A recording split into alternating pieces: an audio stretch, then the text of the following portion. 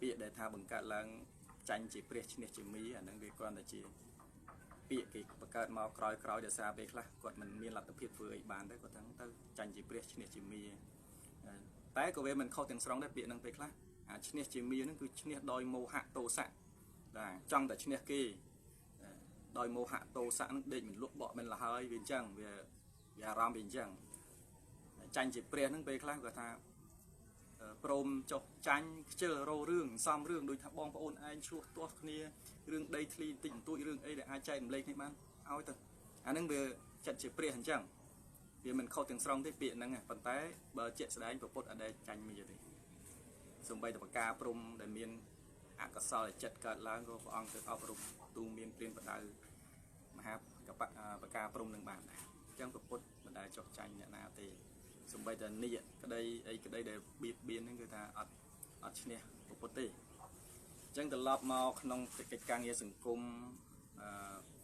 បរិស័ទនៃព្រះសម្មាសម្ពុទ្ធវិញសពថ្ងៃយ៉ាងម៉េចដែរការបដិបត្តិយ៉ាងម៉េចដែរកុំចង់ថាខ្ញុំជាតិនេះខ្ញុំអត់ចង់បន្តជាតិតទៅមុខទៀតទេខ្ញុំសូមចប់ដល់នេះវាមិនមែនកើតឡើងចេញពីការតាំងចិត្តប៉ុណ្ណឹងទេគឺការសន្សំបុណ្យកុសលរបស់យើងពីខាងដើមដែរថាតើការដាំដុះគ្រាប់ពូជសទ្ធារបស់យើងបញ្ញារបស់យើងហ្នឹងវាគ្រប់គ្រាន់ដូចក្នុងបារមី10ឧបបារមី10បរមត្តបារមី10នឹងដែរទេបើអត់គ្រប់នឹងបារមីនឹងទេទោះបីយើងខំបខំយ៉ាងម៉េចអត់បានទេវាដូចដើមឈើដែលវាដុះលូតលាស់លឿនតែវាអត់មានក្លឹមទី1ទី2វាដូចជាផ្លែឈើដែលវាមិនទាន់ទុំផងយើងខំព្យាយាមបង្ខំឲ្យវាទុំវាអត់ទុំទេទោះបីជាទុំក៏វាអត់ឆ្ងាញ់ល្អដែរហ្នឹងគឺទៅយល់អញ្ចឹងហើយទៅហ៊ានកែប្រែរៀនទទួលស្គាល់អ្វីខុសអ្វីត្រូវដោយព្រះសម្មាសម្ពុទ្ធហេតុអីបានព្រះអង្គកើតនៅក្នុងសម័យកាលដែលពោពេញទៅដោយអំណាចរបស់ព្រាហ្មណ៍សាសនាព្រាហ្មណ៍ដែលគេគ្រប់លើព្រះវិស្ណុព្រះសិវៈព្រះឥន្ទព្រហ្មហេតុអីបានព្រះអង្គមិនដើរតាមផ្លូវហ្នឹងព្រះអង្គធ្លាប់នៅក្នុងមនោគមនៃសាសនាហ្នឹងតែពេលដែលព្រះអង្គសិក្សាទៅវាឃើញការអនុវត្តរបស់ពួកព្រាហ្មណ៍មួយចំនួនហ្នឹងវាអត់ត្រូវទៅតាមទ្រឹស្ដីណា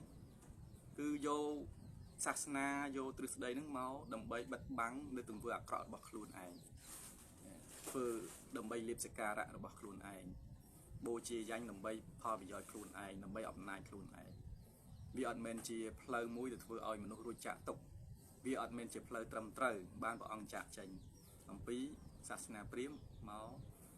ដើរលើផ្លូវនៃការត្រាស់ដឹងការដែលព្រះអង្គរកផ្លូវឃើញគឺថារៀបចំជាសមាគមសង្ឃថ្មីមួយហើយក្រោយមកទៀតគឺក្រោយពីព្រះពុទ្ធបរិនិព្វានមកគឺថាបែកចេញដូចជា18និកាយសប្តាហ៍ថ្ងៃនៅសល់និកាយ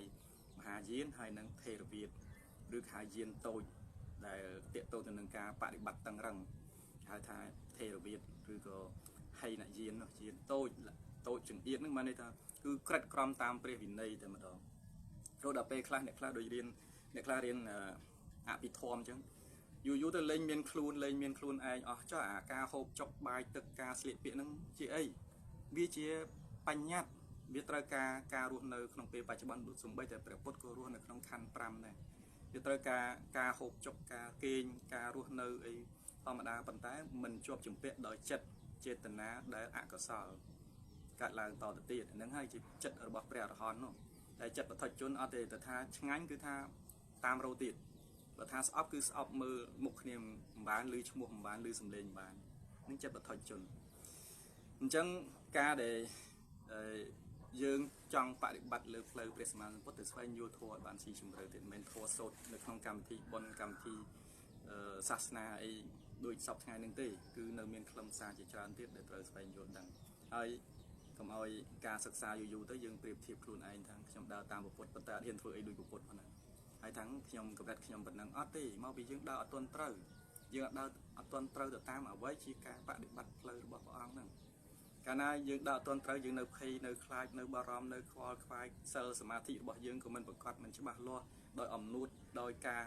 លាក់បាំងនៅអត្តចរិតខ្លួនឯងអត់ព្រមទទួលស្គាល់អត់ព្រមរំលាយអាវិជាគុណចាស់ខ្លួនឯងដែលខ្លួនឯងអង្គតែចេះដឹងភាគច្រើនអ្នកដែលចេះដឹងខ្លាំងគឺទៅមុខអរួចទេនៅក្នុងសាសនាគឺនៅក្នុងការបដិបត្តិតាមព្រះសម្មាសម្ពុទ្ធគឺ